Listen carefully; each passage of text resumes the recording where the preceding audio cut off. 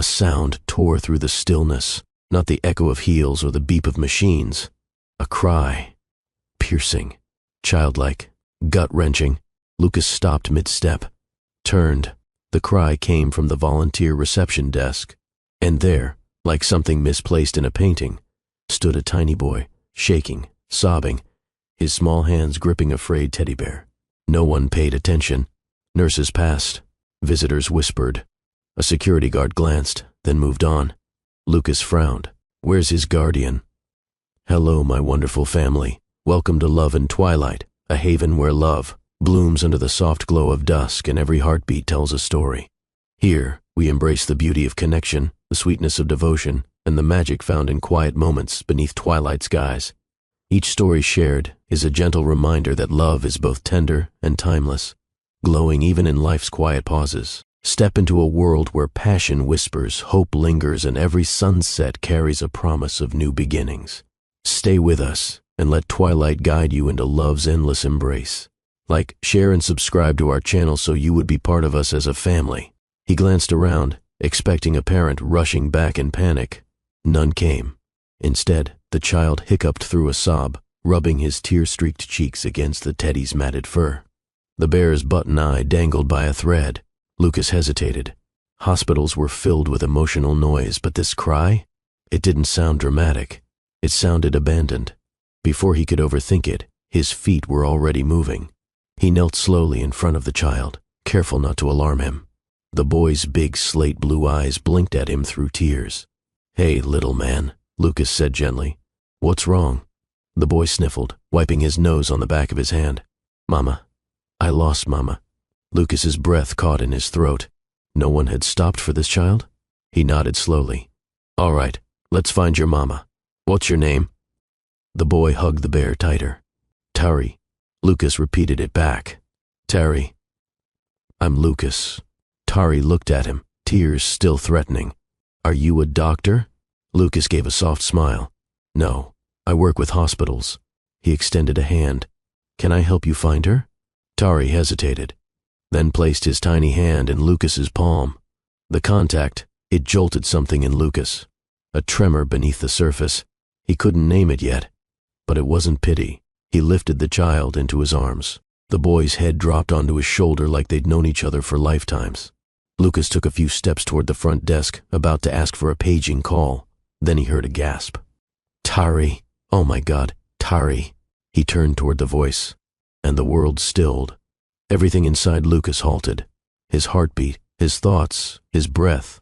The woman standing across the polished tile floor, the one in pale blue scrubs, hair pulled into a bun, a name tag swinging from her pocket, was Soraya, the woman he hadn't seen in 4 years, the woman who vanished after their love blew up like a missile crash, the woman who, once upon a time, was his entire future. Her hand flew to her mouth. Tari. She rushed over, eyes wide, heart in her throat. Lucas looked down at the boy, then up at her. The pieces clicked. Her silence, the dimples, the shape of his nose, the eyes. Lucas, she whispered, stunned. He didn't blink. His voice dropped. Hoarse, fragile. He's mine, isn't he? Soraya froze in place, like the floor beneath her had turned to ice. Please, not here, she whispered. Lucas's jaw clenched. Emotions churned violently beneath his composed surface. There were questions storming behind his eyes. Accusations, regrets. The boy, Tari, lifted his head and looked between them. You know my mama? The question gutted him. Soraya took a breath and reached out, her fingers brushing Lucas's arm. That simple contact hit like an electric charge. Familiar, painful, alive. I'll explain, she murmured. But not here. Please. Lucas nodded tightly. The volunteer behind the desk gave a curious glance, but said nothing. Soraya led the way down a corridor, Lucas still holding Tari. And as they walked, the tension between them was so thick it made the hallway feel narrower, like there wasn't enough space in the hospital for the past they carried. They turned a corner and reached a quiet break room near pediatrics. Soraya opened the door, flicked the lights on. Lucas stepped inside. She motioned for him to set Tari down. The boy walked over to the soft couch, curled up with his bear, and instantly began to doze. The tears had worn him out. Lucas didn't sit. He stared. Soraya's arms were crossed tightly over her chest. Her eyes, once his favorite part of waking up, now avoided his entirely. He broke the silence first. "You had my son and never told me?" Soraya looked up then, fire flashing. "You didn't want to be told?" Lucas stepped forward. "I deserved to know." "You deserved a lot of things," she replied, voice low. "But you didn't want me. Not really. You wanted what I could be for you." His eyes narrowed. "What are you talking about?" She didn't answer right away. Instead, she stepped over to Tari and gently adjusted the boy's blanket. Lucas's voice cracked. "You named him Tari?" "It means star in Swahili." He blinked. "Why Swahili?" Soraya looked over her shoulder. "Because I wanted him to shine." Lucas turned away. His hands curled into fists. So many years, so many sleepless nights wondering why she walked away. Now he knew. And yet, there was something else he felt. Gratitude? That she raised him well? That he existed at all? It was overwhelming. He looked at the child again. And for the first time in Lucas Varelli's life, success felt like an empty room. "I didn't know," he said softly. Soraya crossed her arms. "You didn't ask." Soraya took a long breath. "I didn't come back to hurt you, Lucas. I came back because this is where I got a nursing contract. Halston needed help, and I needed a reset." Lucas stepped closer. "He deserves to know me. He deserves stability. And I don't." Soraya looked up at him. "I don't know, Lucas. Do you?" The question didn't come with malice, just brutal honesty. And Lucas Varelli had no idea how to answer. The silence between Lucas and Soraya was the kind that made clocks irrelevant. Tari slept curled on the couch, breathing in soft puffs. A single curl had fallen over his forehead. Soraya instinctively tucked it away, her fingers trembling just slightly. Lucas stood near the door, arms crossed tightly over his chest. His eyes never left her. "You vanished," he said finally. "No goodbye, no note, no forwarding address. You made it clear," Soraya said without turning, "that everything had to revolve around you. I just stopped orbiting." His jaw flexed. "You still should have told me." Soraya's shoulders dropped. She turned around, finally facing him. "I was scared, Lucas." His eyes narrowed. "Of me?" She nodded. "Yes and no. I was scared of becoming invisible beside you. Scared that you'd try to own our child like he was a business venture. Scared that you'd turn something sacred into a marketing pitch." Lucas stepped forward. "That's not fair." "No?" She folded her arms. "You missed our anniversary to close a deal. Your assistant told me you were unreachable. I found out I was pregnant that same night. I was in Singapore negotiating a merger. It wasn't just a deal. It was a turning point for Varelli Health Tech. And you chose that turning point over the woman carrying your child." The room tensed again. The hum of the vending machine outside their door was the only sound.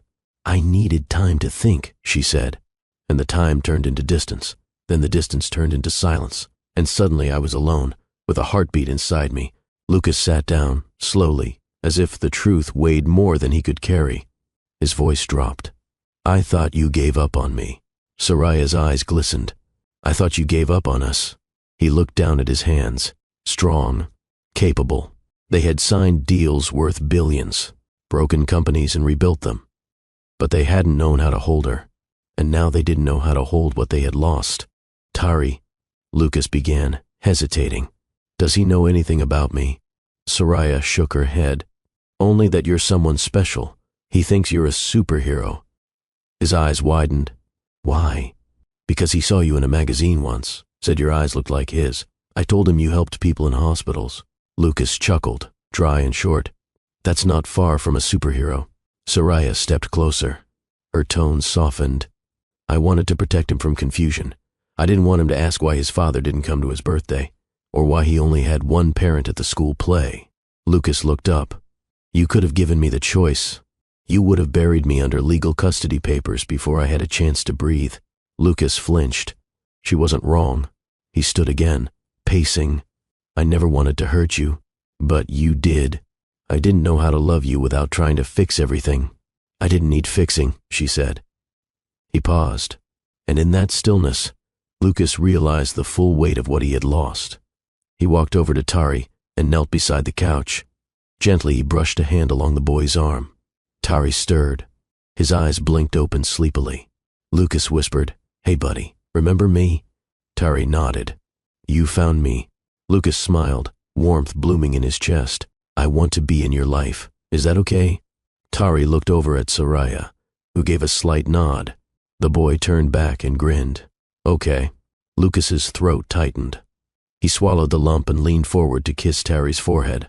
Soraya watched the moment unfold with a complex ache in her chest. Outside the window, a nurse wheeled a patient by in silence. Inside, Lucas stood again and turned to Soraya.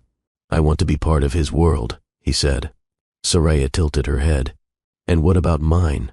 That question hung in the air, dangerous and naked. Lucas didn't answer right away. He didn't know if he could. Soraya stepped forward, lowering her voice. "You don't get to waltz back into my life with your expensive shoes and cleaned-up conscience. If you want this, us, then you show up, not once, every time." He met her gaze. "I will." She narrowed her eyes. "Say it like you mean it." Lucas took her hand, held it tight. "I will. For him. For you. For all the time I can't get back." She didn't smile. Not yet. But she didn't pull away either. Soraya gathered Tari's blanket and pressed a soft kiss to his cheek. Lucas watched, entranced. She was radiant in a way he'd forgotten, nurturing, quiet, composed. She was no longer the woman who wore lace lingerie under silk robes in Monte Carlo. She was a mother now, and stronger for it. Lucas cleared his throat. "Can I see him again? Tomorrow?" Soraya hesitated, then nodded, same time. "Hospital lobby." Lucas smiled faintly. "I'll be there." He took one last look at his son and walked to the door. Before leaving, he turned back. "Soraya." She looked up.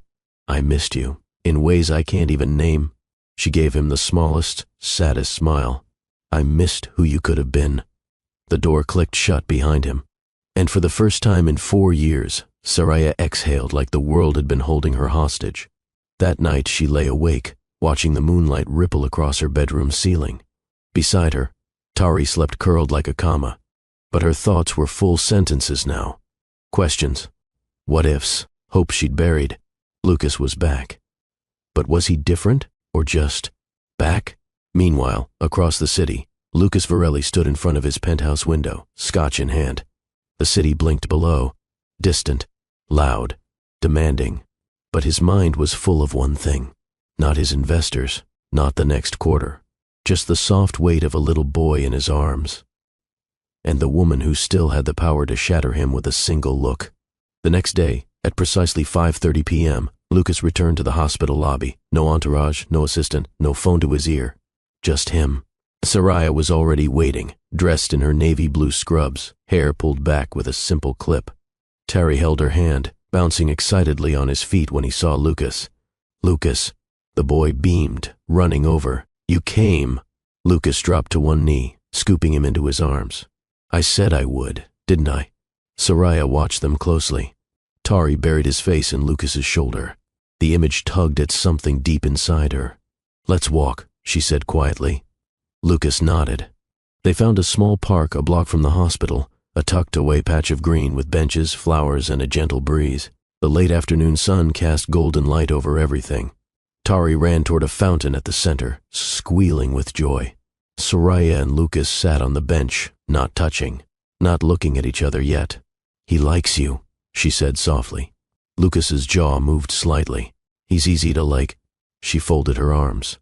"He gets quiet sometimes, especially at night. It's when he asks questions I can't answer."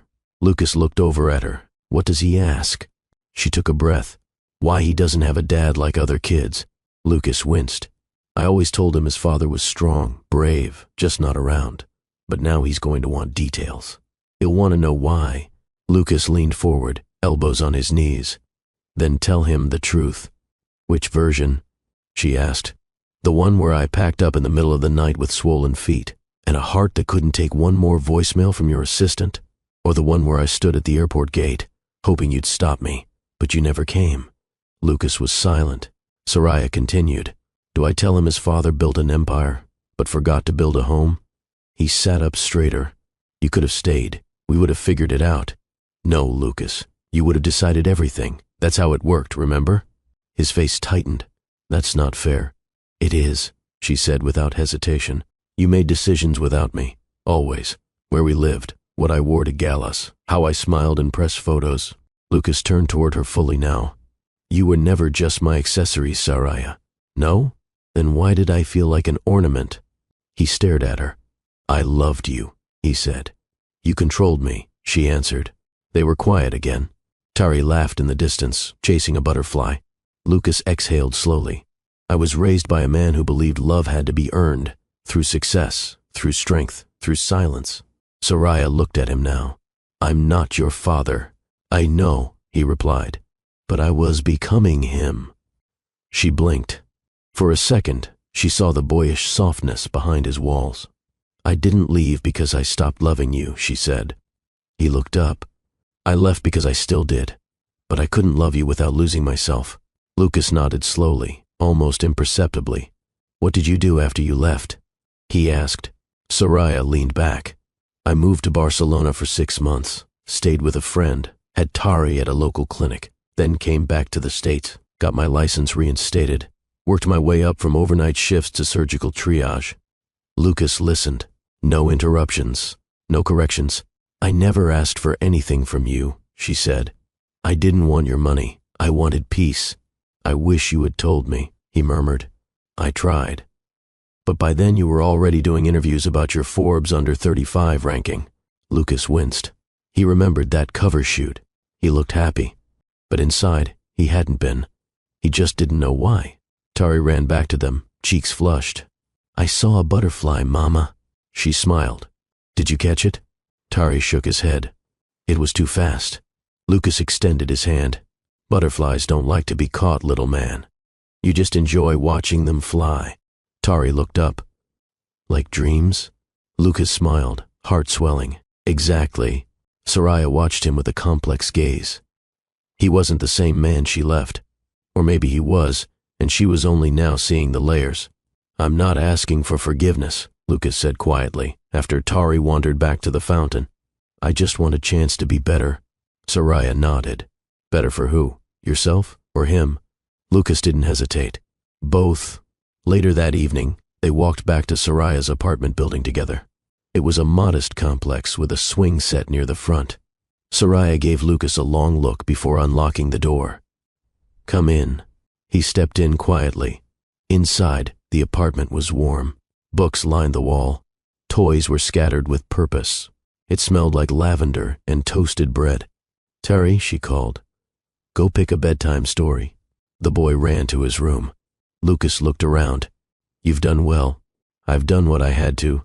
Their eyes met again. Lucas cleared his throat. I'd like to help. Saraya raised an eyebrow. With what? Bills? No, with him. I don't want to be a guest in his life. I want to be his father. She hesitated, then act like one.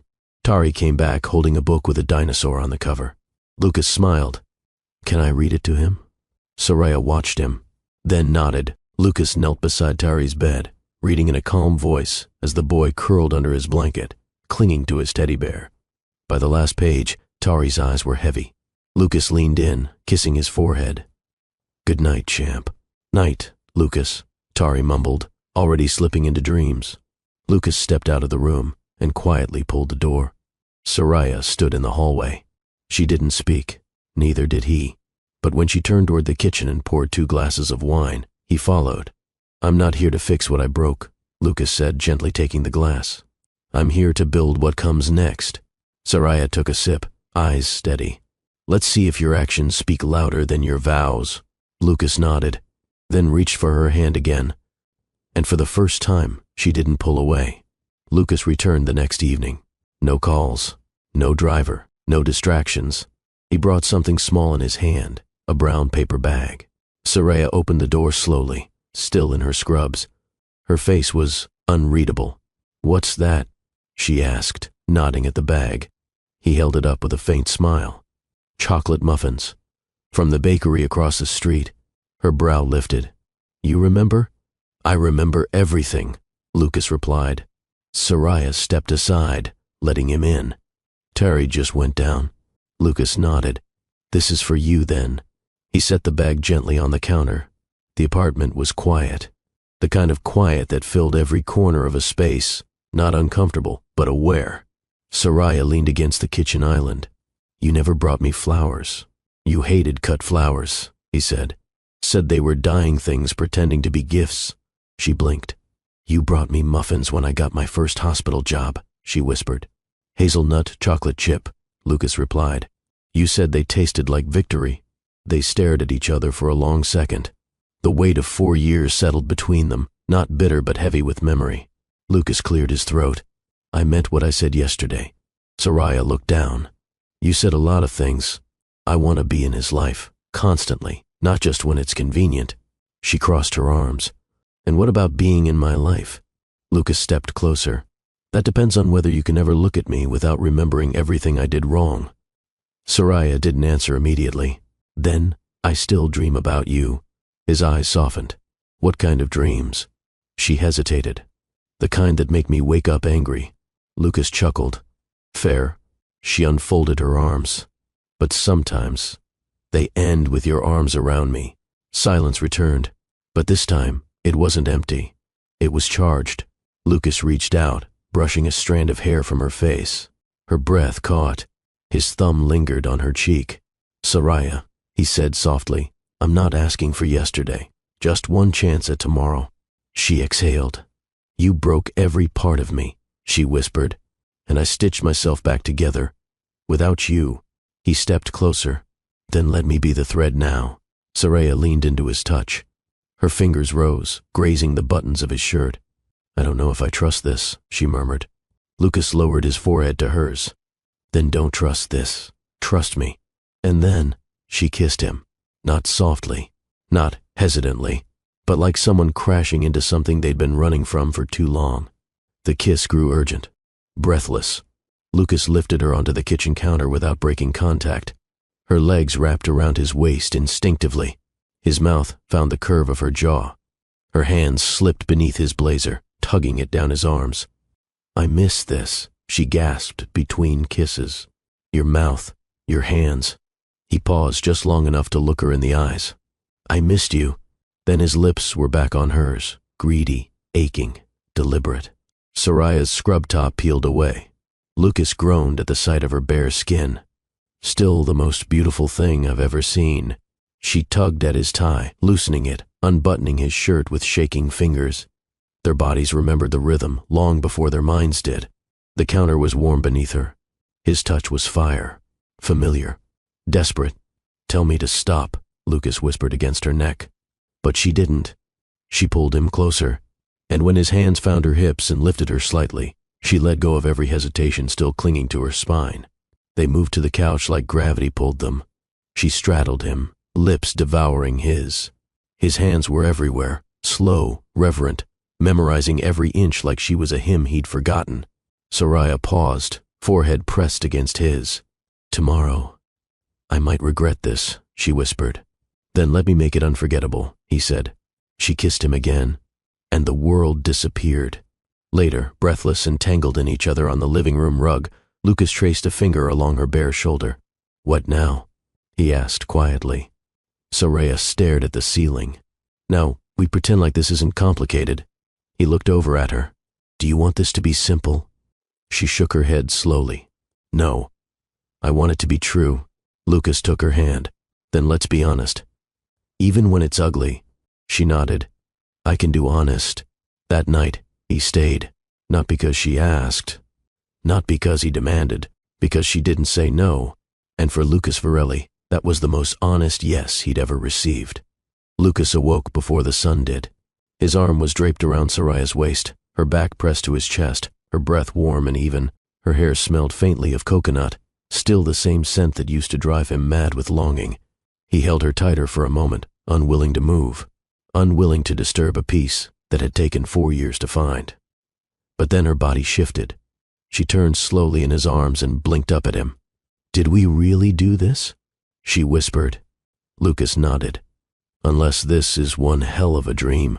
She smiled faintly, then bit her lip. You stayed, I didn't want to leave. She ran her hand down his chest. What happens now? Lucas stared into her eyes. Whatever you want. They stayed like that for a while, skin to skin, hearts catching up with bodies already entangled. But soon, the soft creak of a door interrupted the stillness. Mama, Terry's voice. Soraya jumped. Oh no. Lucas sat up fast, grabbing his trousers from the floor. Soraya threw on a robe and hurried out of the living room, hair tousled, cheeks flushed. Tari rubbed his eyes sleepily. I smelled muffins. Lucas emerged, buttoning his shirt. Hey, champ. Tari blinked. You slept here? Soraya glanced at Lucas. Lucas crouched beside Tari. I wanted to spend more time with you. Tari grinned. Do it again. Soraya's eyes widened. Lucas stifled a laugh. Let's get you breakfast, she said quickly, guiding her son toward the kitchen. Lucas leaned on the counter, watching Soraya flip pancakes while Terry arranged blueberries into smiley faces on the plates. So, what are your thoughts on bribery through syrup? Lucas teased. Soraya raised an eyebrow. Only if it works. Tari giggled. Mama always burns one pancake. Lucas looked at her, smirking. Still true? Unfortunately, she muttered, flipping one too soon. It tore in the middle. Lucas walked over, reached around her, and gently took the spatula. Let me... His chest brushed her back. She stiffened, then softened. His hand covered hers on the handle, guiding it with ease. Still a control freak, she murmured. Only when the stakes are high, he whispered into her ear. Soraya flushed. Later, with the dishes cleared and cartoons humming quietly in the background, Soraya and Lucas stood at the sink. She dried a plate slowly. Last night, he looked at her. She didn't finish. He stepped closer. Do you regret it? She shook her head. No, but... She sighed. You've changed, Lucas, but the world around you hasn't. Your name still opens doors. Mine just gets questioned at them. I want to change that. She studied his face. You say it like it's easy. It's not, but nothing worth keeping ever is. Later that day, Soraya and Lucas took Tari to the park. He ran through the grass, climbing, tumbling, squealing in delight. Lucas sat beside her on a bench. This feels right, he said softly. Soraya nodded. But we haven't talked about what this means. He turned toward her. Then let's talk. She inhaled deeply. Are you going to tell your board? He didn't hesitate. Yes. Her eyes widened. Really? Lucas nodded. They can fire me if they want. But I won't lie. Not about you. Not about him. Her voice was quieter now. What if the media turns it into a circus? Then we close the blinds and keep our family private. She blinked at the word. Family. Lucas saw it register in her eyes. She still wasn't sure she believed it, but she wanted to. That evening, Lucas walked them home and stayed for dinner. Terry insisted he sit next to him. Soraya set the table. Lucas poured juice. They talked about dinosaurs and dream vacations. For the first time in a long time, laughter replaced tension. When it was time for bed, Tari yawned. Will you read tonight too? Lucas nodded, following him to the room. Soraya watched from the hallway, arms folded but heart wide open. She heard Lucas's deep voice reading, animated, gentle, patient. She hadn't known this version of him existed, or maybe he'd always had it in him. He just needed a reason. Later, Lucas stood at the door. I should go, he said. Soraya stepped closer. Why do I want you to stay? He leaned in. Because we both forgot how good we were together. She looked down. I didn't forget. Lucas lifted her chin. Then let me remind you every day. He kissed her softly. This time, it wasn't rushed. It wasn't fueled by fire. It was steady, anchored, real. As Lucas walked into the night, he didn't feel alone. Not anymore. And Soraya, standing at the door, didn't feel abandoned. She felt seen. The third night Lucas stayed over, it wasn't planned. Terry had fallen asleep during a story, head on Lucas's chest, the worn-out teddy tucked under his arm. Soraya had walked into the room to find both of them curled together, Lucas fast asleep, hands still holding the book. She didn't wake them. She just watched. 1,000 memories, both beautiful and bruised, flooded back. But this moment was new. It wasn't lavish. It wasn't scripted. It was simple. And somehow, it was everything. Lucas stirred an hour later, blinking into the dim glow of the nightlight. He noticed Soraya standing in the doorway. "She's still the prettiest thing in the room," he murmured. Soraya smiled faintly, arms folded. "I didn't think you'd fall asleep." He looked down at Tari, still breathing softly on his chest. "He wore me out." She nodded. "That's his superpower." Lucas carefully slid out from under the child and stood. As he passed Soraya in the hall, she gently grabbed his hand. Their fingers stayed locked until they reached the bedroom. The air in the room shifted. It wasn't new, but it was charged. Lucas stopped beside the bed. Soraya stood behind him. Neither moved, until she placed her hands on his shoulders. "You're different," she said softly. He turned around. "So, are you?" Soraya stepped closer. "I didn't think I'd ever want to feel this again." Lucas's voice was quiet. "Then let me help you remember." They undressed each other slowly this time. No urgency, no firestorm, just reverence. Lucas trailed his fingers down her spine like she was something sacred. Soraya's breath hitched as his lips found the place beneath her collarbone she'd once told him no one else knew how to kiss. Her hands skimmed his ribs, then pressed to his back. "You feel stronger." "I feel lighter," he whispered. She lay back on the bed, eyes wide open. Lucas hovered over her, taking in every curve, every breath, every expression she offered. "You're staring," she said softly. He nodded. "I'm grateful." Then he kissed her. Soft, deep, devoted. They moved together, not in haste, but in harmony. Lucas's touch was patient, careful, but sure. Soraya arched under him, gasping when he moved inside her slowly, letting her feel every inch. Her hands clutched the sheets, then his shoulders, then his face. Their rhythm was quiet, steady, a dance of rediscovery. He whispered her name against her skin like a vow. She clung to him like she'd forgotten what it felt like to be held without being owned. No talking, just breathing. No guilt, just truth. No past, just now. When they both reached their peak, it was not wild or loud. It was full, silent, shattering. Soraya buried her face in his neck, her body trembling.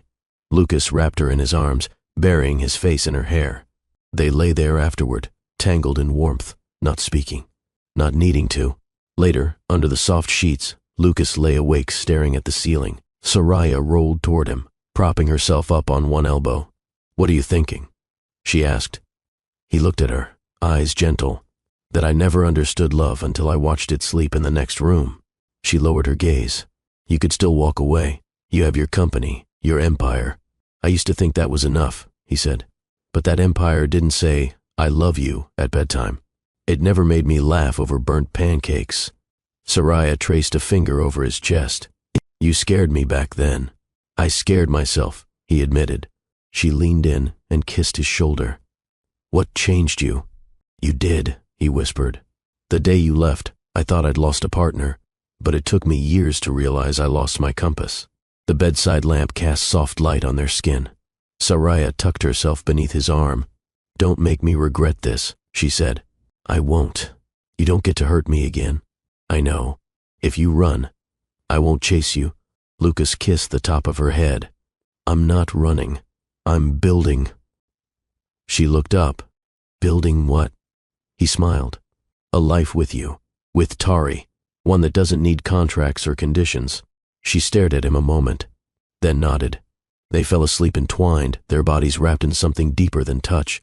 And for the first time in 4 years, Soraya didn't dream of the past. She dreamed forward. The next morning, the smell of scrambled eggs drifted through the apartment. Soraya stirred, blinking into the early light. She reached over, but Lucas wasn't in bed. She rose quickly and padded out. In the kitchen, she stopped cold. Lucas stood at the stove, Tari on a step stool beside him, holding a wooden spoon. "Okay, now stir gently, buddy," Lucas said, guiding his little hand. Soraya covered her mouth with her fingers. Tari laughed. "Mama, we're cooking." Lucas looked up. "Team Borelli reporting for breakfast duty." She smiled, walking over. "Where did you learn how to make eggs?" Lucas kissed her cheek. "YouTube." She chuckled. He turned serious. "I want this, Soraya. All of it." She met his gaze, then whispered, "So do I."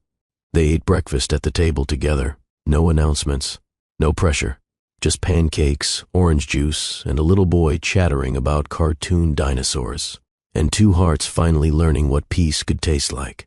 The rhythm settled in faster than anyone expected. Lucas began showing up every morning. No announcements, no grand gestures.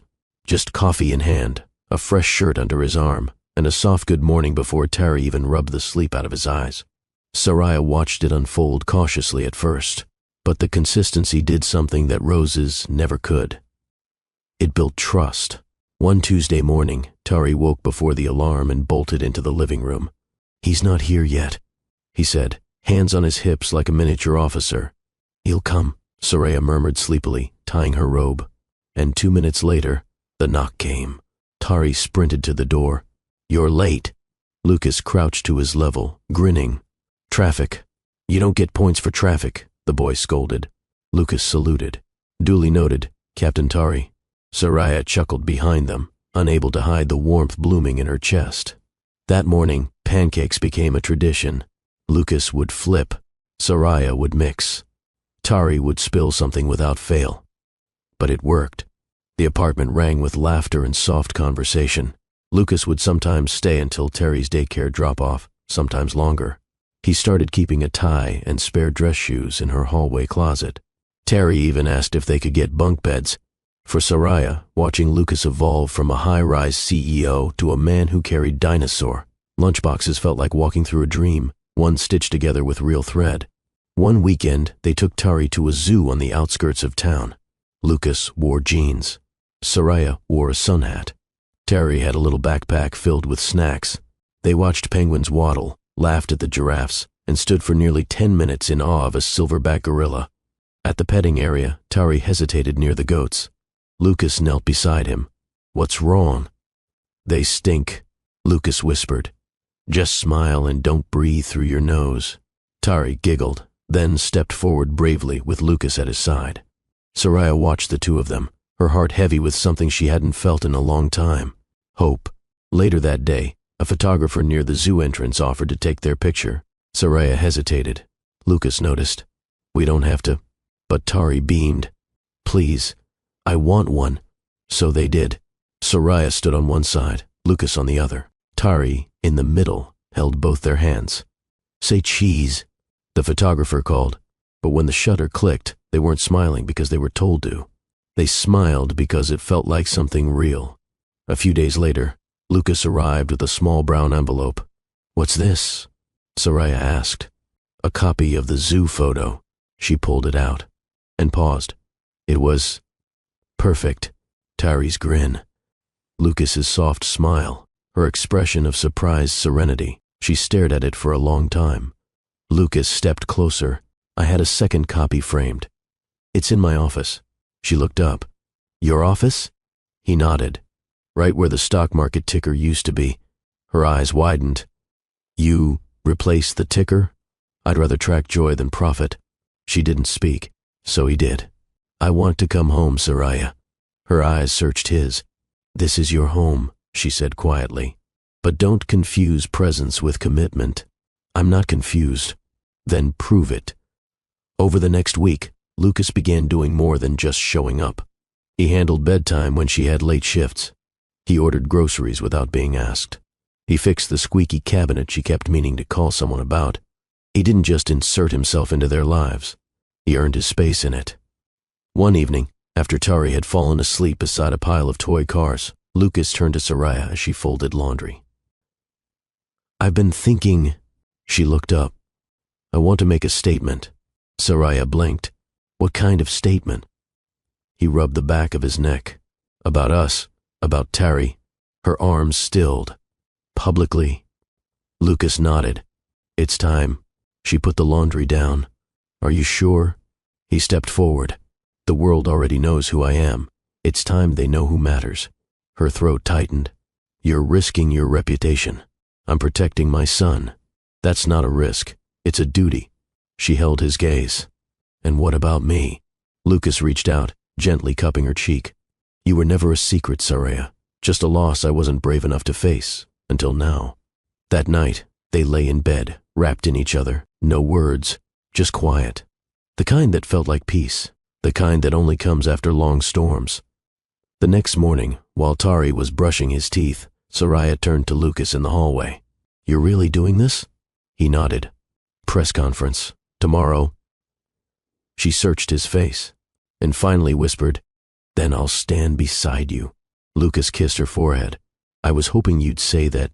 And just like that, the man who once chose power over people chose his family instead. It started with a single photo. Lucas was in line at the coffee cart outside Halston Memorial, sunglasses on, hand casually holding Tari's as they waited for their order. Soraya stood just behind them, smiling softly. It was innocent. Too innocent for the kind of storm it would unleash. By the time they got home that afternoon, the photo had been posted on a gossip blog, captioned with 4 damning words, "Varelli's secret love child."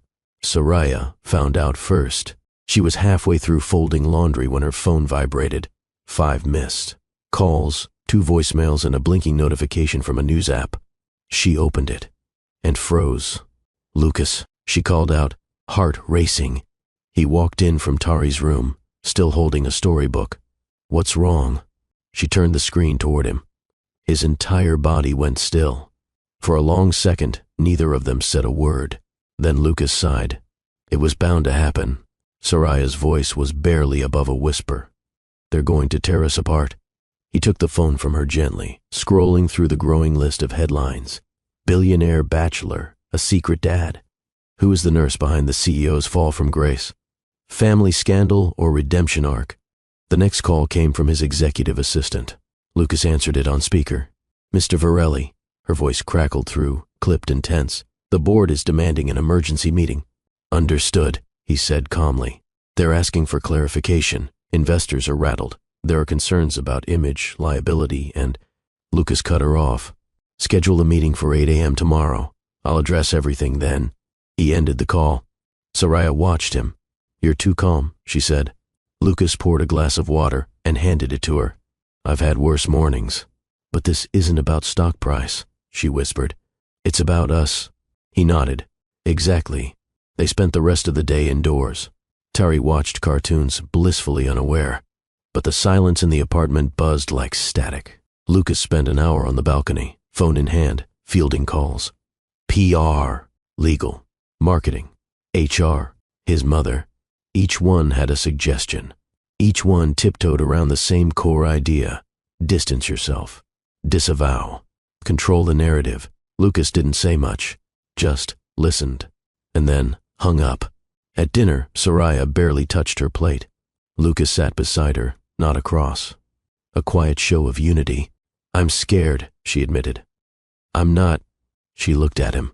"Why not?" He turned toward her. "Because for the first time in my life, I'm not hiding anything." She bit her lip. "They'll call me a gold digger." He shrugged. "Let them. They'll say I trapped you. Then I'll tell them you freed me." Her voice cracked. "Lucas." He reached for her hand. "I'm not giving up my son. Or you." The next morning arrived heavy. Lucas dressed in a charcoal gray suit. No tie. Collar open. No designer watch. Just simplicity. As he adjusted his cuffs, he noticed Soraya standing in the doorway. "You sure about this?" she asked. He nodded. "I've never been more sure of anything."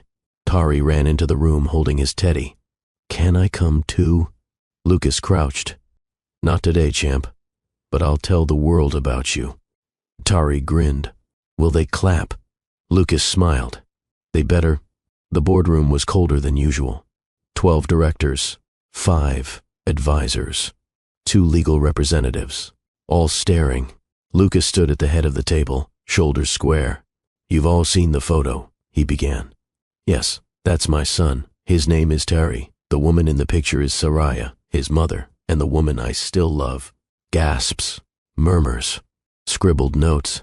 "I will not deny him. I will not hide him. And if that means losing support, so be it." One director leaned forward. "You understand the implications of your statement?" Lucas nodded. "I understand what it means to be a father. The rest is negotiable." Another chimed in. "Your silence would have protected the company." "I've protected this company since I was 29, Lucas replied. "It's time I protect my family." A long pause. Then someone at the far end cleared their throat. I move that we vote on whether Mr. Varelli retains his executive privileges in light of this revelation. Lucas didn't flinch. Vote. Back at the apartment, Soraya paced the living room, phone clutched in her palm. She imagined him standing alone in a room full of suits, defending something the world saw as scandalous, but he saw as sacred. Then her phone buzzed. It was a message from Lucas, still standing. Still CEO. Be home soon. She dropped the phone and sank onto the couch, hands over her face. Relief crashed over her like a wave. When he returned that evening, Lucas found Soraya sitting in the kitchen, staring at the framed zoo photo. He walked over and placed a kiss on her forehead. You did it, she whispered. We did. He pulled her into his arms. And for the first time in weeks, neither of them spoke. Because nothing needed to be said. In the quiet, Lucas knelt down, resting his forehead against her stomach. Soraya blinked. What are you doing? Thanking you, he whispered. For loving me, when I didn't deserve it. She threaded her fingers through his hair. We're not perfect, Lucas. He looked up. But we're real, she said. And that was enough. The podium was simple. No frills, no backdrop of grandeur. Just a microphone, a line of reporters, and the Varelli Health Tech logo projected behind a white screen. Lucas adjusted his cuffs once, exhaled, then stepped up to the mic. Camera shutters clicked the second he emerged. Soraya stood just out of frame, behind a privacy divider near the stage exit. She wore a soft beige blouse, hair pinned up, eyes fixed on the man she once feared she'd never understand again. He looked calm, but only she could tell his fingers were flexing in slight tremors. He cleared his throat. His voice, when it came, was even. Sure, I won't take much of your time today. Just enough to tell the truth. A hush spread across the press room. My name is Lucas Varelli. I'm the founder and CEO of Varelli Health Tech. I've spent the last 10 years building a company rooted in innovation, precision, and care. A few nods from reporters scribbling on notepads. But somewhere along the way, I forgot that care shouldn't stop at the boardroom. He paused. Let it sink in. Recently, a photo of me and my son, yes, my son, circulated online. The headlines speculated. The public reacted. The board had questions. A few murmurs. No interruptions. I have answers. He looked straight into the lens of the center camera. Yes, his name is Tari. He's 3 years old. He's bright. He's curious. He makes terrible pancakes, but the best airplane noises. Smiles flickered. Lucas continued, voice steady. His mother is Soraya. She's a registered trauma nurse. She saved more lives this month than most of us will in a lifetime. Soraya blinked quickly behind the divider, hands clasped tight. I lost her once because I was too obsessed with winning, but I found her again because I finally learned that love is not a weakness. It's the strongest force there is. A beat. I'm not ashamed of them. I'm proud. His voice firmed. I won't apologize for being a father, and if that costs me anything, so be it. My legacy won't be built on press releases and quarterly reports. It will be built on who I loved and how I showed up for them. He took a step back, then added, quieter, and I'm here. For good. The press erupted in noise, questions flying, flashbulbs igniting. Lucas nodded once, then turned and walked off the stage. The moment he reached the hallway, Soraya was there. She didn't speak. She didn't need to. She wrapped her arms around him, holding him as tightly as she could. He buried his face in her neck, breathing her in. They know now, he whispered. She nodded. And they still stood. He looked at her. Because you were beside me. Later that night, they sat on the apartment balcony, wine glasses in hand, the city lights glittering in the distance. Tari was asleep. The zoo photo hung on the living room wall now, framed more prominently than any of Lucas's awards. I thought it would feel heavier, Lucas said, sipping slowly. Soraya glanced at him. It might. Later. He nodded, but right now? She leaned her head on his shoulder. It feels like the beginning. The next few days unfolded like slow waves. Social media caught fire. News networks debated his statement. Opinions surged on both sides. But something unexpected happened. People, real people, began to share their own stories. Fathers reuniting with kids, nurses working double shifts while raising children alone, women who chose to walk away from power to protect peace. Soraya sat on the couch one afternoon reading comment after comment beneath the press video. She looked up when Lucas walked in. They're not judging us, she said. They're thanking us. Lucas raised an eyebrow. That's new, she chuckled. Turns out vulnerability is relatable. The next board meeting was less tense. Lucas entered with Soraya on his arm. He didn't ask for permission. He simply introduced her. This is my family. If you can't build with them in the room, then you're building the wrong thing. No one argued. Some even smiled. That evening, while tucking Tari into bed, Lucas sat beside him on the floor, back resting against the wall. Tari looked up, sleepy-eyed. Are people still mad at you? He asked. Lucas smiled. Some, but not everyone matters. Tari nodded. Mama says you're brave. Lucas brushed his son's curls. She's the brave one. Tari yawned. I'm glad you found us. Lucas's throat tightened. So am I. He leaned down, kissed Tari's forehead, and whispered, I'll never lose you again. Back in the living room, Soraya waited on the couch, a blanket over her legs and a quiet in her eyes. Lucas joined her, slipping under the blanket too. They sat in silence for a while. She leaned into him. You meant every word you said on that stage. I did, even the part about terrible pancakes. Lucas smirked. Especially that part. Soraya laughed softly. Lucas turned to her, lifting her chin. I love you. She kissed him gently. Then prove it. Every single day, they stayed like that until midnight, wrapped in quiet promises. No ring, no grand declaration, just two people choosing each other, after all the noise had faded. And in that stillness, they built something stronger than reputation. They built a life. The emergency room at Houston Memorial buzzed with its usual controlled chaos. Patients being wheeled in, nurses calling orders, monitors beeping rhythmically. Soraya moved through it all with poise and precision, her ponytail tucked neatly, stethoscope swinging lightly with each step. She checked a patient's chart, gave a firm instruction to a resident, and moved swiftly toward the trauma bay. It was just another shift, until it wasn't. Lucas walked in wearing a tuxedo. He was holding a single red rose. Heads turned instantly. Conversations dropped. Phones slid from pockets to start recording.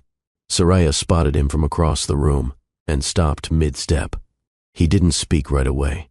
He just smiled. Soraya narrowed her eyes. Lucas, what are you? He held up the rose. Behind him, the ER doors opened again. Two more people stepped in. Lucas's assistant, carrying a velvet box, and Tari, in a miniature tuxedo holding a sign that read, Mama, can we keep him forever? The entire ER fell silent. Even the trauma monitors seemed to pause. Soraya's breath caught in her chest. Lucas stepped forward. Before you ask, he began, Yes, this is crazy. Yes, this is dramatic. And yes, I am absolutely serious. He turned to the crowd. She saves lives. She raised my son. And somehow, she still had room to love me. The nurses behind her were holding back tears. Soraya didn't move. She couldn't. Lucas dropped to one knee. The velvet box opened. Inside, a delicate ring, a soft gold band with 3 tiny diamonds set in a row, one for each year he had missed. I want to fall asleep beside you for the rest of my life, Lucas said. I want to be the father our son brags about, and I want to love you the way I should have loved you the first time, loudly, honestly, and without hesitation. He paused. Will you marry me? Soraya's hand flew to her mouth. The room blurred, not from the cameras, not from the whispers, but from the overwhelming rush of everything. Tari looked up at her, eyes wide. Mama, say yes. She laughed, breath hitching, then whispered, yes. Cheers exploded through the ER. Nurses clapped. A patient in a wheelchair whistled. Someone from radiology started crying. Lucas stood and slid the ring onto her finger. Soraya threw her arms around him. You're insane, she murmured into his neck. He held her tight. Only about you. The proposal made headlines within the hour, but for once, neither of them cared, because they had stopped chasing headlines and started chasing moments. Back at the apartment that evening, Soraya sat on the edge of the bed, staring at her ring. Lucas knelt behind her, arms wrapped around her waist. You okay? He asked. She nodded, just overwhelmed. I can tone it down next time. She glanced at him over her shoulder. Promise? He grinned. No. They both laughed. He kissed her neck gently. You were made for more than quiet goodbyes. She tilted her head. And you were made for more than boardrooms. They lay down, facing each other. Soraya whispered, "We're really doing this." Lucas nodded. "We're already doing it." Her fingers traced the buttons of his shirt. "You know marriage isn't a fix, right?" "I'm not looking for a fix. I'm looking for a future." She smiled. "Good answer." He tucked a strand of hair behind her ear. "Want to practice our vows?" Soraya smirked. "Not in front of the child." They both laughed again, softer this time, like it belonged only to them. In the quiet of the room, Tari peeked through the bedroom door. Lucas spotted him. "Come here, buddy." Tari ran in and jumped on the bed between them. He held up Soraya's hand. "Are you a princess now?" Soraya kissed his cheek. "Only if you're my prince." Tari looked at Lucas. "Then you're the dragon." Lucas raised an eyebrow. "Why the dragon?" "Because you have fire." Lucas pulled him into a playful hug. "Then you'd better behave, little knight." They all fell asleep in the same bed that night, Tari between them, breathing soft and steady. And for the first time, Lucas Varelli didn't feel like a man who had to earn his worth. He felt like a man who had found it. The wedding wasn't extravagant. It wasn't meant to be. No marble hall, no celebrity guest list, no choreographed spectacle. Just a small rooftop garden overlooking the city skyline, soft white drapes fluttering in, the breeze, and rows of simple wooden chairs filled with the only people who mattered. Soraya stood at the mirror in her friend Mina's apartment, hands trembling, slightly as she adjusted the thin veil that draped down her back. She wore a satin ivory gown with delicate embroidery along the sleeves. Nothing dramatic, nothing flashy. Just elegant, just enough. Her hair flowed in soft waves. Her smile was hesitant but full of depth. It had taken years to get here, and she wasn't walking into this with fairy tales in her head. She was walking in with eyes open. "Mama."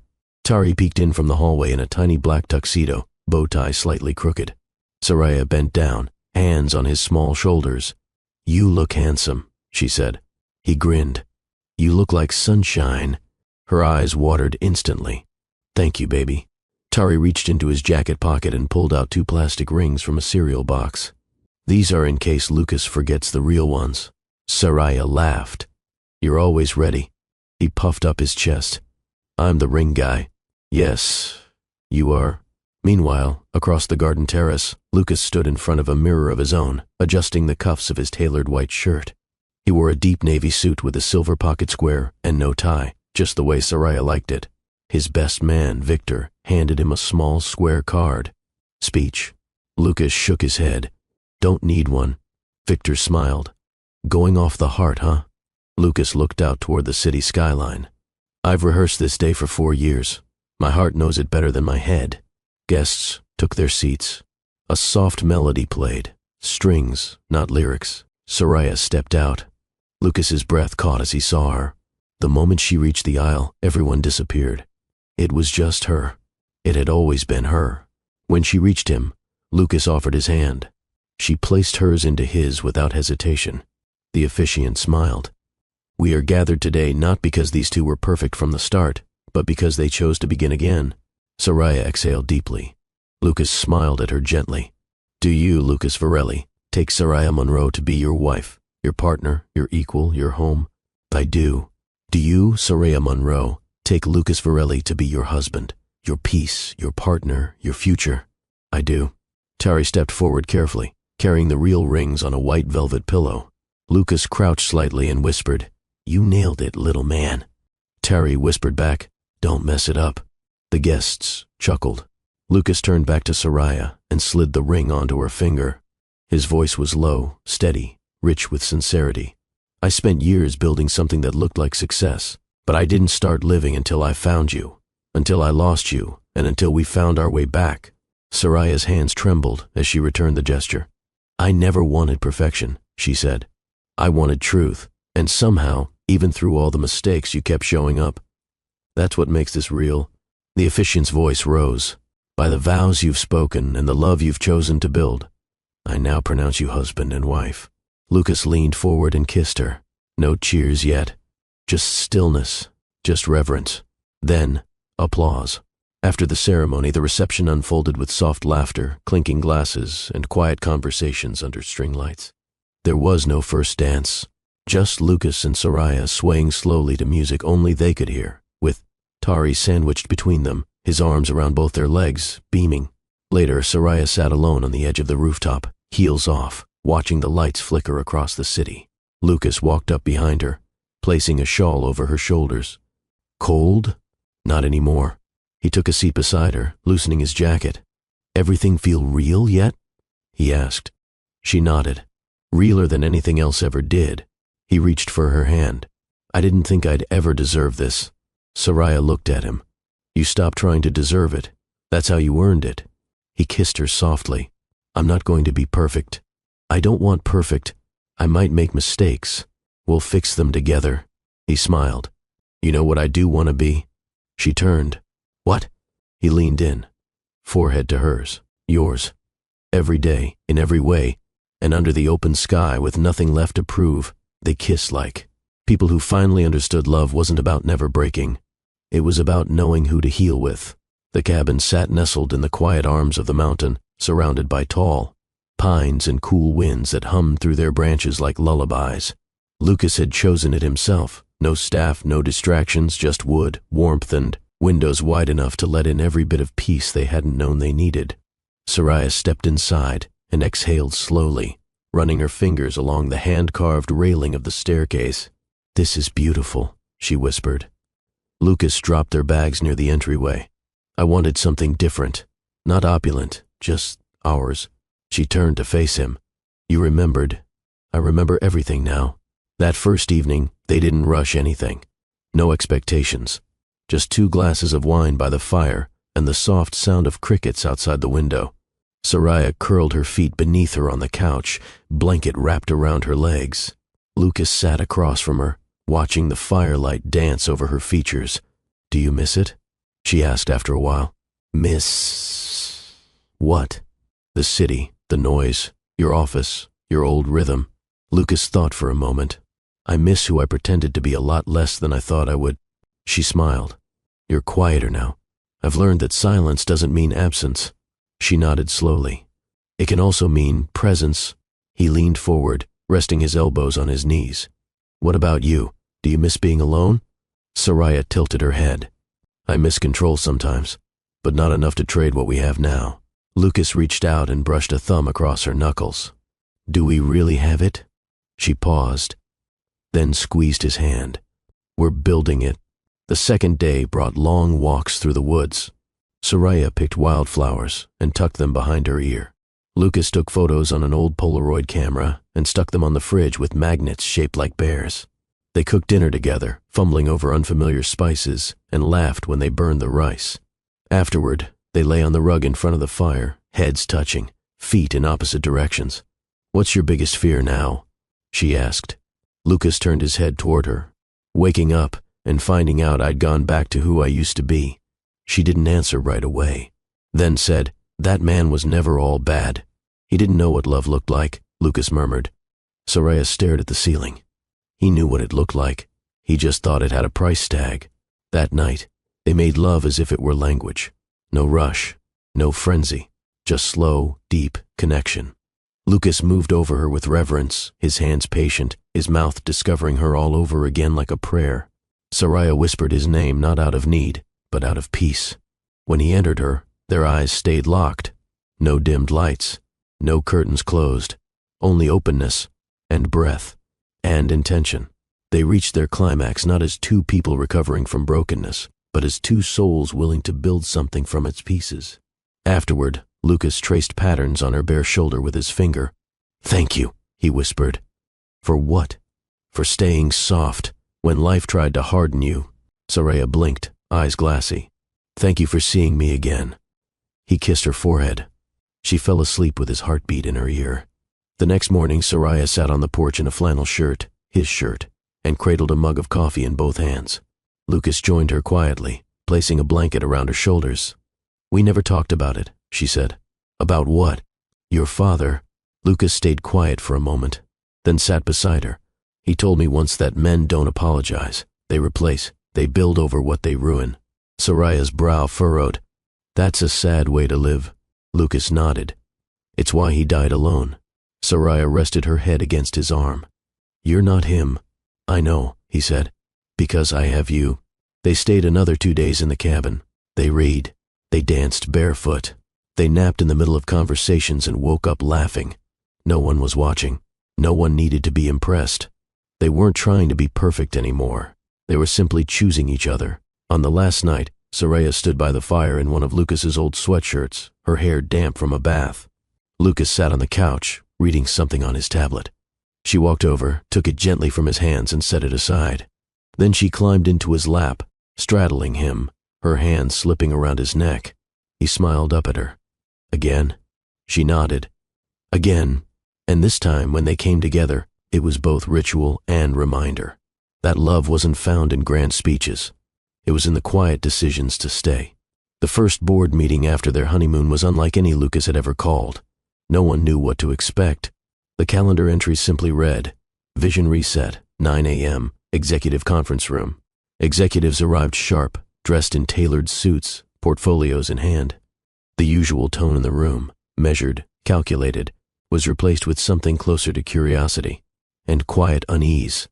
At 8:59, Lucas entered, alone.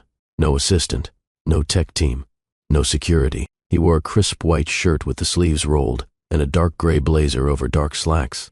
No tie. He walked to the head of the table and stood rather than sitting.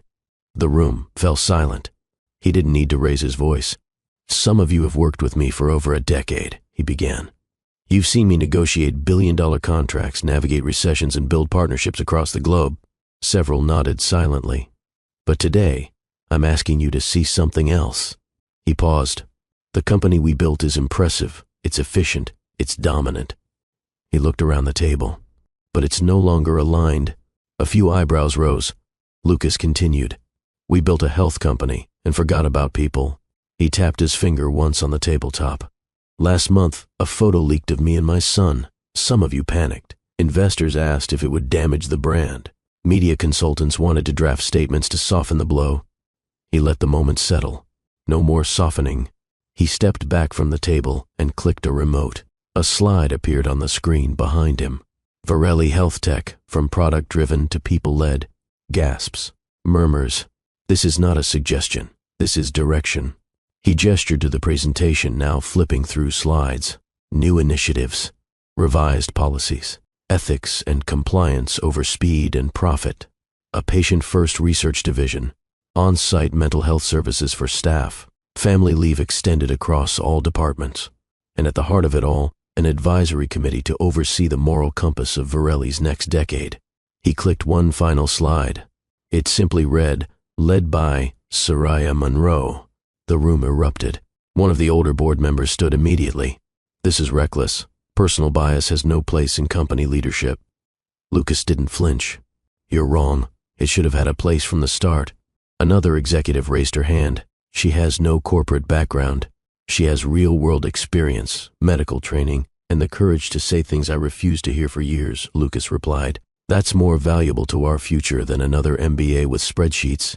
One of the younger directors spoke up. "I've read her case reports from Halston. They're grounded and solution-driven." Lucas nodded. "Exactly. That's the new standard." An older man at the far end of the table, the longest-serving board member, removed his glasses. "If you go through with this, Lucas, we'll lose partnerships. Investors might walk." Lucas folded his arms. "Then let them." He glanced around the table, voice calm but unshakable. "We can either lead in silence or lead in integrity. I'm choosing the second." That afternoon, Lucas returned home early. Soraya was in the kitchen, chopping carrots. Tari sat at the table with finger paints, proudly smearing the colors into a lopsided rainbow. Lucas kissed the top of Soraya's head. She smiled. "How'd it go?" He leaned on the counter.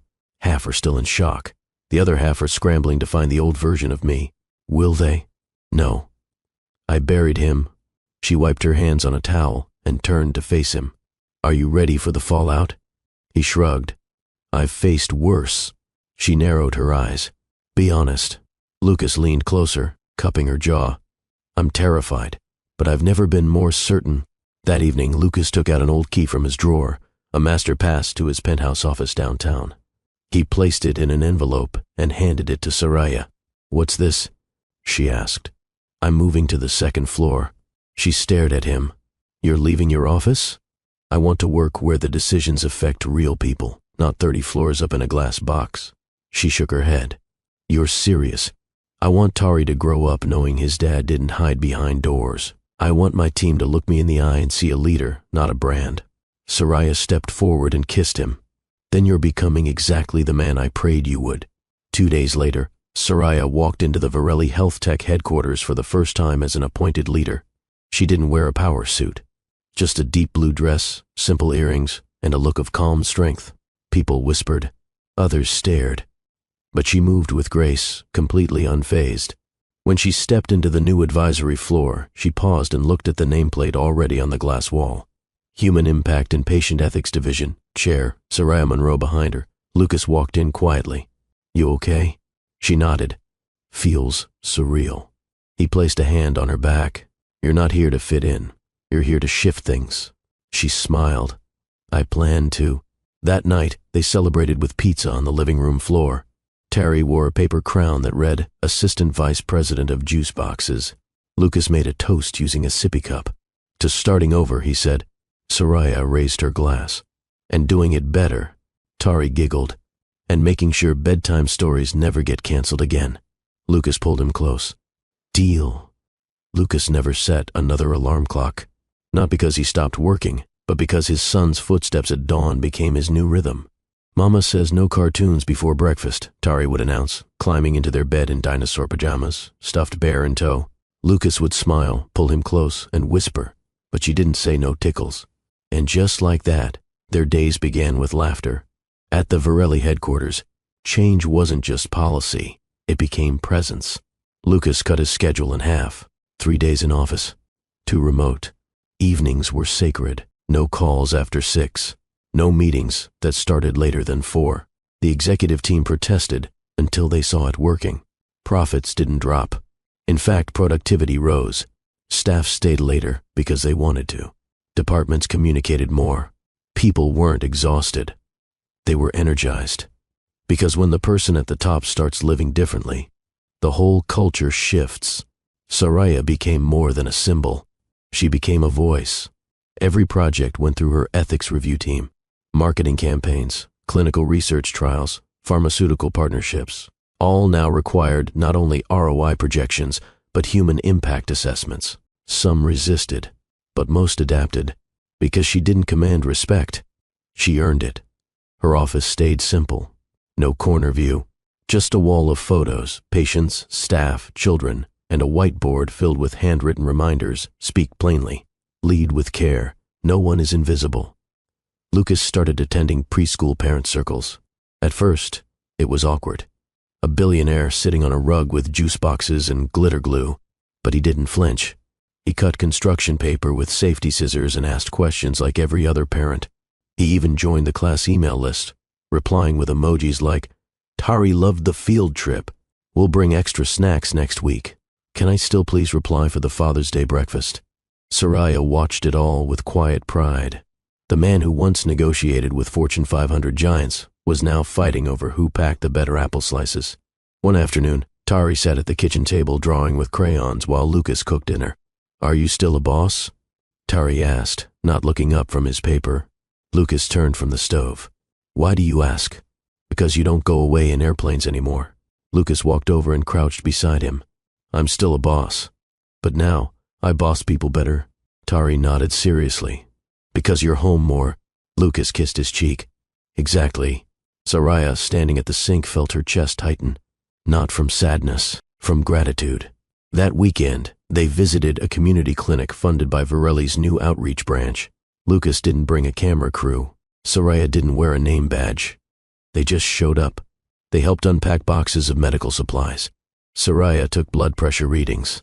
Lucas played hopscotch with a group of kids while Tari handed out juice. No speeches, no media, just presence. Later, one of the nurses approached Soraya quietly. Is it true? She asked. You used to be on night shifts? Soraya smiled. 3 years straight. The nurse stared at her. And now you're married to him. Soraya laughed. He married me. That evening, back home, Lucas opened a leather-bound notebook.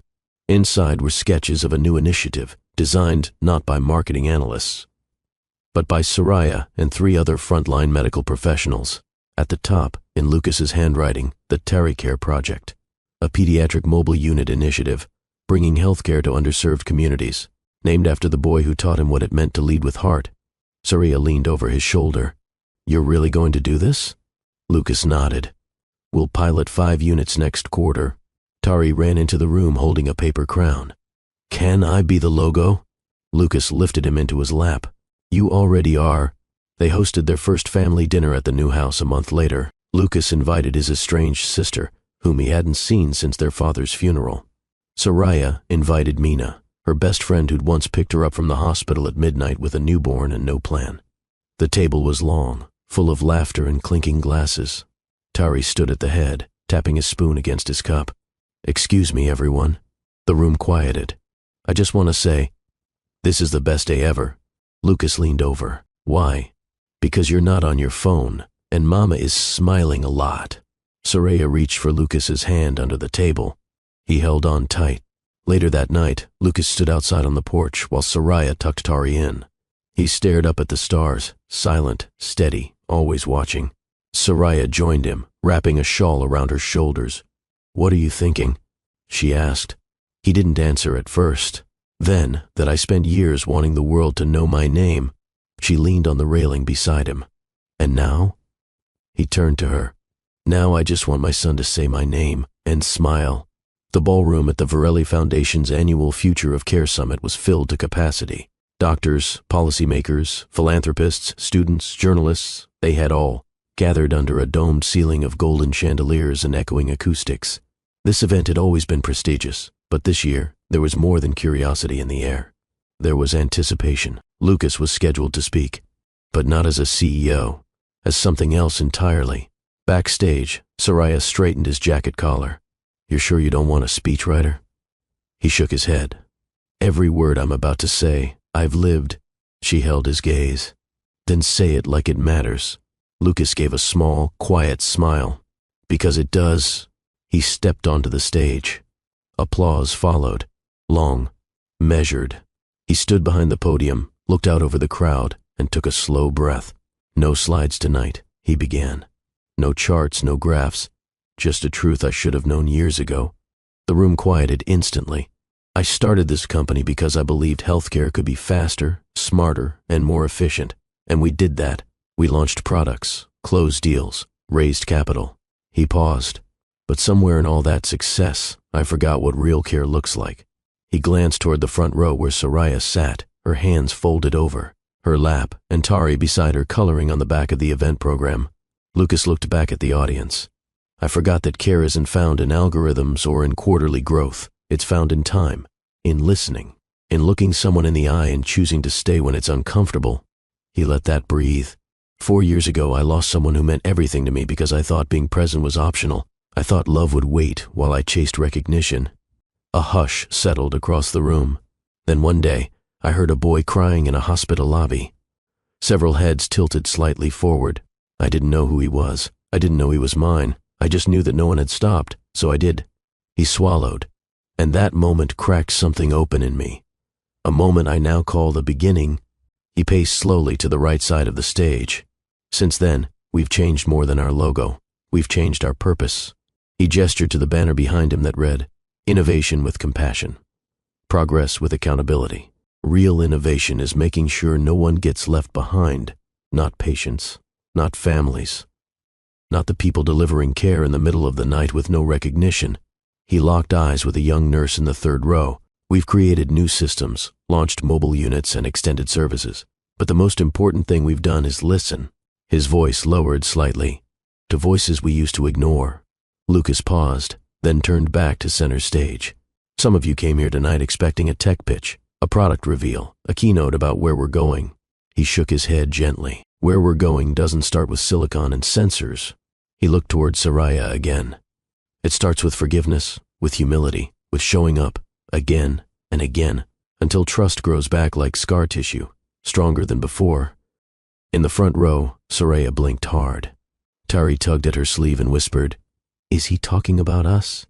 She nodded slowly. All of us. Lucas returned to the podium.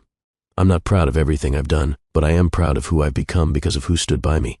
And because of one boy with a teddy bear who looked up at me and said, "Are you a doctor?" A ripple of laughter, and I wasn't. But I was someone who could choose to care. He ended the speech quietly. No matter how far you've strayed from what matters, you can come back. You can build again. You can lead with love. He stepped back, nodded once, and the crowd stood. A standing ovation, not for a product, but for a person. Later that night they returned home. Tari was asleep in the back seat. Soraya sat beside Lucas on the porch swing, curled into his side under a fleece blanket. "You were brave tonight," she said. "I just told the truth. That's the hardest kind of bravery." He kissed her temple. "Thank you for giving me another chance." Soraya turned toward him. "You didn't just ask for a chance, Lucas. You earned it. You lived it." He held her hand and looked out at the quiet street. "I don't want our story to be about redemption," he said. She raised an eyebrow. "No? I want it to be about awareness, about waking up before it's too late, about choosing better even when the world rewards worse." She smiled faintly. "Then tell it that way, and live it louder." Inside, Tari had stirred and wandered out, blanket dragging behind him. Lucas scooped him up effortlessly, tucking him into his chest. "Did the people clap?" Tari mumbled. Lucas nodded. "They did? Good. Because you remembered the most important part." Lucas smiled. "What part?" "That you're mine." He looked down at the boy nestled against him, and then at the woman who had taught him how to be more than powerful. She had taught him how to be present. And finally, Lucas Varelli understood that legacies weren't made in skyscrapers. They were made in whispers, in kitchens, in promises kept, and in love given back. The new house wasn't flashy. No gates, no marble columns, no rooftop helipad, just a wide front porch with space for a swing, a backyard big enough for a garden, and a quiet neighborhood where everyone waved at each other in the mornings. Lucas stepped out of the moving van, carrying 2 boxes labeled Tari's Dinosaurs in black marker. Soraya stood barefoot on the porch, keys in hand, smiling as if she'd just unlocked a new chapter with a single turn. Tari ran circles around them both with a paper crown taped together from packing labels. "This is our castle now," he declared. Lucas leaned against the post and watched them, his family, his world, laughing in the morning sun. Inside, they unpacked slowly. Not everything needed to be perfect. Not everything had to match. Lucas insisted on hanging Tari's finger paintings on the kitchen wall, even when Soraya joked that she wanted a minimalist aesthetic. "Minimalist people don't raise maximalist kids," Lucas replied. Soraya rolled her eyes and laughed. By evening, the living room was still full of boxes, but the fridge was stocked, the sheets were on the bed, and Terry had already claimed the closet under the stairs as his secret base. Soraya sat on the floor in sweatpants, folding towels while Lucas screwed in the legs of the coffee table. "You ever think about what our life would have looked like if we hadn't crashed and burned?" she asked. Lucas didn't pause. "It wouldn't have been this." She looked at him. "This," he said, gesturing around the house, "is what happens when two people choose to learn each other the hard way, and then choose again." Soraya set the towel down and crawled across the rug to kiss him. No passion needed, just clarity. Later that week, Soraya stood in the bathroom staring down at a slim white stick in her hand. Positive. She blinked once, then again, then sat slowly on the edge of the tub, her hand trembling slightly. A soft knock came at the door. "Lucas, you okay?" She opened it. He read her face before she spoke. Then his gaze dropped to the test in her hand. There was no gasp, no shout, just a long, slow breath. Then he dropped to his knees, wrapped his arms around her waist, and buried his face in her belly. Soraya's fingers slipped through his hair. "You're crying," she whispered. He shook his head, voice muffled. "I'm breathing." They didn't tell Tari right away. Instead, they let the days move gently. Lucas began cooking more, experimenting with stews and sauces. Soraya started napping on the couch halfway through movies, her head in his lap. Tari kept sneaking carrots to the neighbor's cat through the fence. And in between it all, they laughed, quiet, shared laughs that made no noise but lived loudly inside the walls. One Saturday morning, they brought out the ultrasound photo and called Tari into the kitchen. Lucas lifted him onto the counter. "We have a surprise," Soraya said. Tari narrowed his eyes. "Better than pancakes?" Lucas held up the image. Tari tilted his head. What is it? Soraya smiled. That's someone joining our team soon. Tari's mouth fell open. A puppy? Lucas laughed. Close. A baby. Tari blinked. A baby? From your belly? Soraya nodded. He looked between them. Does it know about me? Lucas ruffled his hair. It's heard stories. Tari grinned. I'll teach it how to make cereal. They spent that night together in bed, Lucas's hand resting gently over the place where life was growing again. Soraya whispered into the darkness, I didn't think we'd get another first time. Lucas kissed her shoulder. We're not getting another first. We're getting our real second. They didn't change much. Still had messy mornings. Still misplaced the remote daily. Still argued over how much screen time was too much. But now, their life felt settled, not like something they were chasing, but something they had grown into. Lucas no longer checked his phone before brushing his teeth. Soraya stopped second-guessing her joy. And Tari kept growing. The nursery took shape, slowly. Lucas painted the walls a soft sage green, while Soraya sat cross-legged on the floor, handing him supplies and sipping water from a glass that never left her side. One evening, as they unpacked a baby blanket knitted by Soraya's late grandmother, Lucas paused. He held it up, touched the threads gently, then looked at her. You think I'll be better this time? He asked quietly. Soraya crossed the room and placed her hand over his heart. You already are. That night, Lucas stood in the doorway of the half-finished nursery, watching the ceiling fan spin slowly. He whispered to the room, I'll be here, every step. And maybe the walls didn't respond, but something inside him did. Something that had once feared fatherhood now looked forward to 3 a.m., cries and tiny fingers gripping his thumb. The next morning, Soraya found him asleep in the glider, holding a stuffed bear with one arm and an open book in the other. She took a picture, then kissed his forehead, and whispered, You're home. The school gym was decorated with construction paper stars and handmade banners. Heroes in our lives was the theme for this year's student showcase. Parents, grandparents, and guardians filled the folding chairs while toddlers wiggled. On laps and teachers paced the aisles with clipboards and gentle shushing hands. Lucas adjusted his tie.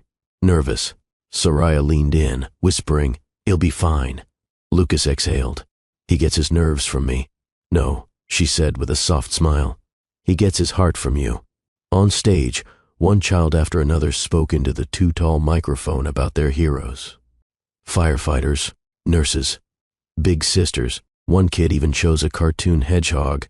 Then came the name. Next up, we have Tari Varelli. Lucas's spine straightened. Soraya clasped her hands in her lap. Tari stepped onto the stage in his navy blazer and sneakers, holding a note card that looked suspiciously blank from the audience. He stood behind the microphone, glanced at the crowd, and gave a quick wave. Then, no reading. He simply spoke. My hero is my dad, he said. A murmur of soft awes spread through the crowd. Tari continued. When I met him, he didn't know me, but he stopped to help me anyway. A few adults shifted in their seats. He gave me a jacket and told me I was safe. And he didn't even know I was his yet. Lucas's jaw clenched. But after he found out, he never went away, not even one time. Tari tapped the mic accidentally. Oops. The crowd chuckled. He builds stuff, like big buildings. But now he builds pancakes and bedtime stories and forts. More laughter. Softer this time. My mama says he used to be very busy and important. I think he still is. But now he's busy loving us. Lucas's eyes blurred. Tari looked down once, then up. I hope I grow up to be like him.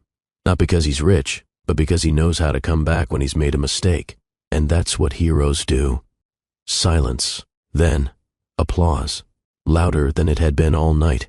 Back in their seats, Lucas covered his face with one hand. Soraya rubbed his back. I told you he'd be fine, she whispered. Lucas turned to her, voice thick. I thought I taught him everything I knew. She shook her head, smiling. You're teaching him something better. How to stay. That evening, Tari ran into the kitchen still buzzing with pride. Did you see how everyone clapped? Lucas scooped him up. You lit that room up. I want to do more speeches. Start with your homework, Soraya said, walking in with a bowl of sliced apples. But speeches are like homework. Nice try, she teased. Later, after bedtime, Lucas lingered at the foot of Tari's bed, watching him. Sleep, one arm thrown over the stuffed bear he'd had since the hospital. Soraya joined him, her belly now gently rounded, her presence a quiet glow. You know what I realized? Lucas whispered. She looked at him. That I spent so long trying to be a man the world applauded. I forgot to be the man my child would talk about one day. Soraya leaned into him. Now you're both. They stood there for a while, in the stillness of night, with only the hum of the baby monitor and the soft rhythm of breath. Not in a castle, not on a yacht, but in a place where legacies are truly born, a child's heart, a woman's trust, and a man's choice to return and remain. The hospital room was dim. Soft candle-shaped LED lights glowed from the windowsill, casting amber hues across the quiet space. The noise of the outside world was muffled, forgotten. It was just the four of them now. Soraya lay resting against the pillows, her face glowing with exhaustion and awe. Two tiny bundles lay nestled against her chest, wrapped in matching cream swaddles. One girl, one boy. Lucas sat at the edge of the bed, unable to tear his eyes away from the scene in front of him. He hadn't spoken in minutes. Just watched her breathe, watched them move. His heart wasn't beating in his chest anymore. It was lying there, wrapped in fabric, nestled beneath her chin. Soraya stirred softly. They look like you, she whispered.